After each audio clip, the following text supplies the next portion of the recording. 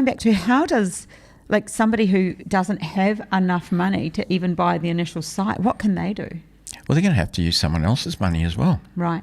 The good old joint venture. The good old you're talking about acronyms. Yeah. What about some good old OPM?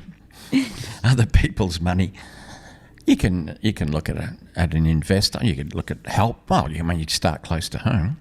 Relatives. Can you borrow a bit of? You see, we shouldn't say this. We've got too many children between us. Have we? Yeah, we have. They start listening. So there's two things there. When you're borrowing on a normal retail loan, remember we got the deposit and we got the serviceability. The higher the deposit you have, the less you have to borrow.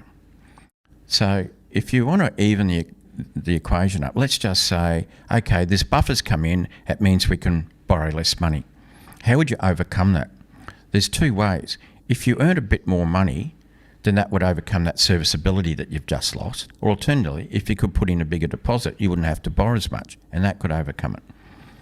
So in terms of solving the problem, can you earn more money? And will the bank consider that extra money? Like stacking shelves at Woolies and earning extra money isn't necessarily considered part of your full-time wage and might not be taken unless, into of course, account. you are a shelf stacker at Woolies.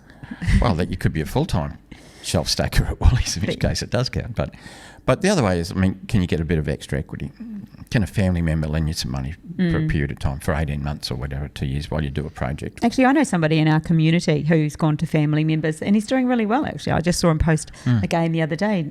Just kicked off another site down in South Australia. So, yeah, he's doing pretty well. And he started with family the whole time. I think all of his money partners and joint venture partners have been family. Yeah.